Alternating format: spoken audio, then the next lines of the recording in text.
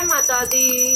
आप लोगों को आने वाले नवरात्रि की हार्दिक हार्दिक हार्दिक शुभकामनाएं। जैसा कि आप लोगों को पता है कि शारदीय नवरात्रि शुरू होने वाली हैं और इस नवरात्रों का सभी भाई बहनों को बहुत बेसब्री से इंतजार था।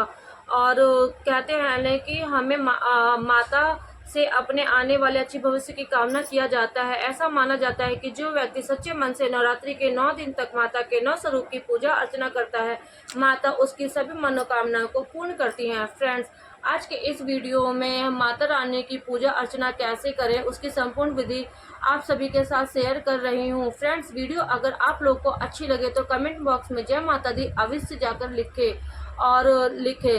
जैसे कि नवरात्रि 9 दिन की होती है तो इसके लिए आप अलग से चौकी लगाकर पूजा करें। तो देखिए, जिस स्थान पर आप पूजा करेंगे उस स्थान को सबसे पहले आप अच्छे से साफ सुथरा कर ले। चाहे तो उस स्थान को आप अच्छे से सजा भी सकते हैं।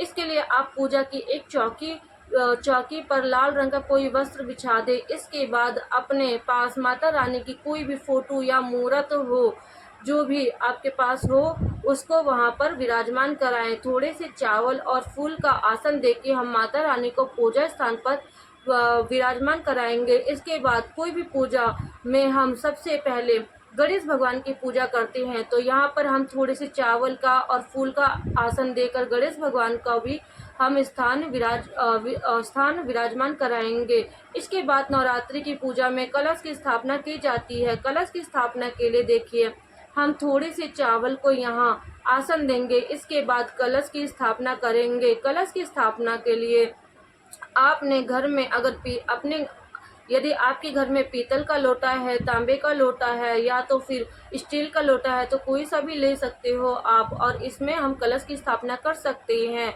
आप मिट्टी का कलश भी लेकर उसमें कलश की स्थापना कर सकते हैं।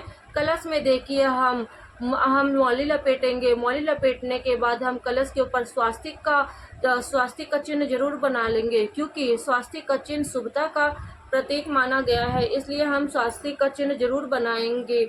और इसके बाद हम कलश के लोटे में जल भरेंगे और जल आप लोटे के कंठ तक हम लोग भरेंगे, क्योंकि हमें 9 दिन तक इसी में जल रखना होगा। क्योंकि इसके बाद हम इस जल को हम ये जल हमारे लिए माता रानी के प्रसाद के स्वरूप होता है।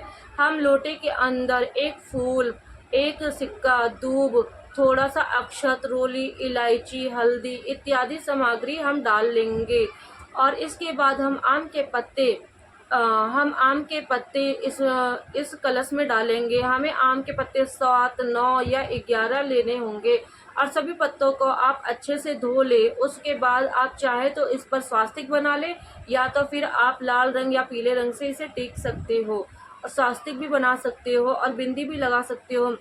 जैसे कि मैंने इस आम के पत्ते पर स्वास्तिक का निशान बनाया है, तो आप लोग देख सकते हो। अब हमें नारियल लेना होगा। नारियल पे देखिए हमें कलावा बांधना होगा। नारियल पे हम कलावा बांध सकते हैं, या तो फिर लाल रंग का हमारे पास कोई वस्त्र कपड़ा हो तो हम उसे भी लपेट सकते हैं। वह कलश की स्थापना हो जाती है। आने वाले अच्छी भविष्य के लिए हम ज्वारे भी बोते हैं। तो ज्वारे की खेती कैसे की जाती है आप लोगों को पता ही होगा, और कैसे बुए जाती हैं। तो ये देखो, हमने ज्वारे भी ले लिए हैं और कलश के अब हम ज्वारे हम कलश के नीचे भी रख सकते हैं और कलश से अलग भी रख सकते हैं। वो जो आप लोग की इच्छा वैसे रख लेना।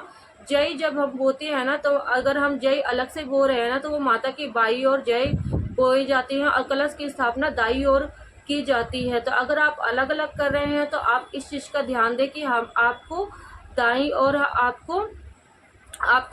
कलश की स्थापना करनी है, और बाई तरफ माता के लिए जो जई हम जिस पात्र में रखे हैं उसका स्थापना करना है। इसके बाद हम पूजा के लिए दीप प्रज्वलित करेंगे, और आपको पूजा की विधि अच्छे से समझाने की कोशिश कर रही हूँ। अगर आप पहली बार भी पूजा कर रहे होंगे ना, तो पूजा करने में कोई दिक्कत नहीं होगी। सर्वप्रथम हमें गणेश भगवान की पूजा करेंगे, तो हम सबसे पहले गणेश भगवान को तिलक लगाएंगे। वस्त्र के स्वरूप में हम इन्हें जनेऊ धारण कराएंगे।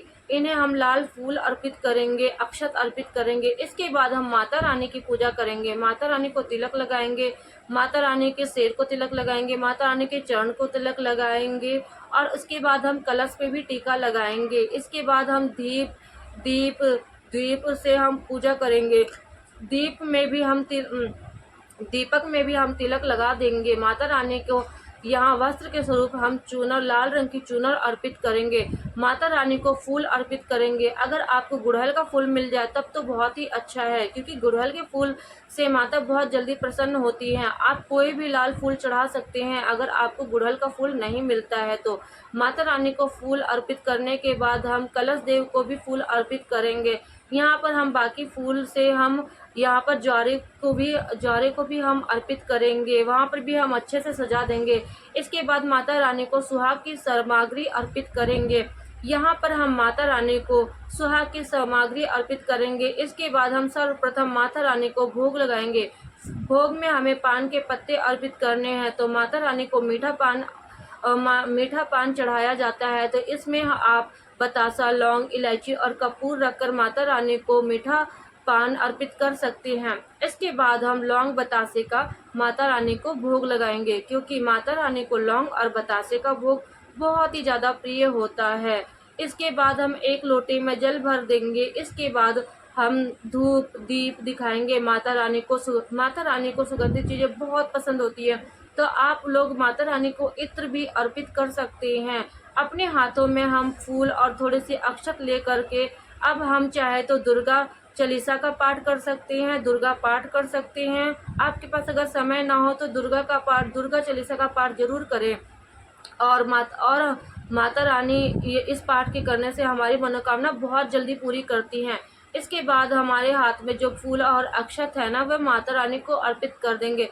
इसके बाद हमें छोटी सी हवन भी करेंगे। माना जाता है कि माता रानी को अग्नि का भोग बहुत प्रिय होता है, इसलिए हम चाहे तो सुबह या चाहे तो शाम को या चाहे तो दोनों ही टाइम हम छोटा सा हवन जरूर करेंगे। तो हमें हवन के लिए ज़्यादा कुछ नहीं करना है।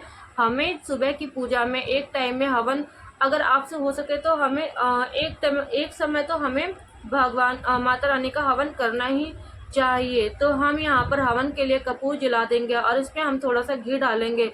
इसके बाद आप चाहे तो लौंग बतासे का भी हवन कर सकते हैं, या तो फिर आप हवन सामग्री भी लेकर के हवन कर सकते हैं। और हम यहाँ हवन करेंगे ओम दुर्गे दुर्गाए नमः का मंत्र उच्चारण करते हुए। इस हवन में हम हवन की सामग्री छोड़ देंगे। और जो हमने पान का भोग अर्पित किया था ना, उस पान को भी देखिए हम एक बीड़ा बना लेंगे और इस पान को भी हम हवन में अर्पित कर देंगे। माना जाता है कि हम हवन में जो भी भोग अर्पित करते हैं वह सीधे देवी देवताओं के पास पहुंच जाता है। इसलिए आप जो भी भोग अर्पित करें माता रानी को, उसमें थोड़ा सा लेकर आप हवन भी जो भी भोग अर्पित करें ना, आप थोड़ा सा भाग लेकर के हवन में भी अर्पित करें। इससे हम जल से 3 बार हवन को इस तरीके से छींटे मारेंगे। इसके बाद हम प्रेम पूर्वक माता रानी की आरती करेंगे। आप कपूर जला के कपूर की आरती कर सकते हो सके तो पूरे परिवार सहित आप माता रानी की आरती करें। यहाँ तो देखिए माता रानी की आरती आपको किताब में भी लिखी मिल जाएगी। अगर आपको नहीं आती है तो आप गाने भी चला सकते हो, मोबाइल से सुन सकते हो। और अगर आपको आती है आरती तो आप आरती अपने आप से भी गा सकते हो। आरती को आप अपने पूरे घर में घुमा ले और सभी लोग, जितने घर में सदस्य है ना, सभी लोग आरती ले। इसके बाद आरती कभी भी खाली हाथ नहीं लिया जाता है, कुछ पैसे हाथ में रख कर ही आरती ली जाती है। और जब भी वहाँ सारे पैसे इकट्ठे हो जाए ना, पूजा के बाद आप किसी कन्या को वो पैसे दे दे या किसी गरीब बच्चे को आप पैसे दे सकते हैं। इसके बाद हम माता रानी से हाथ जोड़कर प्रार्थना करेंगे कि माता रानी आपकी सेवा सत्कार में अगर हमसे कोई भी कमी रह गई हो, कोई भी भूल चूक रह गई हो, तो आप हमें क्षमा करें, हमारे घर परिवार पे अपना आशीर्वाद बनाए रखें। इसके बाद सुबह की जो पूजा होती है ना, संपन्न हो जाती है। और पूजा संपन्न होने के बाद जो जल लोटे का भरा हुआ है ना, वो आप लोग शाम तक रहने दें और शाम को रहने दें। और आप वो जो छोटे से लोटे में जल भरा हुआ है ना, उसको आप लोग अपने घर में पूरे में छींटा भी मार सकते हो, क्योंकि वो प्रसाद के रूप में हो जाता है। या तो फिर किसी भी पेड़ पौधे में आप उस जल को डाल सकते हो। उसके बाद जो आपने यहाँ कलश की स्थापना किए है ना, 9 दिन तक इस कलश को हमें इधर से उधर बिल्कुल भी नहीं घुमाना है। इसके बाद जो भी आपकी जो भी आपने सामग्री चढ़ाए हैं ना पूजा स्थान पे, उसे रहने दे, जैसे उसे नहीं हटाना चाहिए। जैसे कि हमने यहाँ पर सुहाग की सामग्री भी हमने चढ़ा रखी है, तो उसको भी हम कहीं पर भी नहीं हटाएंगे। अच्छा दोस्तों, आप लोग को अगर कुछ भी पूछना हो तो आप मुझे कमेंट कर सकते हो। मैं सभी की कमेंट्स का रिप्लाई करती हूँ और सभी के कमेंट्स को रिप्लाई करती हूँ और उसका कमेंट्स लाइक भी करती हूँ। अगर आप लोग को कुछ समझ में नहीं आया तो आप कमेंट के माध्यम से पूछ सकते हैं मुझसे। और अगर आप लोगों ने मेरे चैनल को सब्सक्राइब नहीं किया तो सब्सक्राइब कर सकते हैं। प्लीज़ वीडियो अगर अच्छी लगे तो उसको लाइक ज़रूर कीजिएगा। वीडियो अच्छी लगे तो लाइक कीजिएगा, शेयर कीजिएगा। जय माता दी, माता रानी का आशीर्वाद आप लोगों सभी पे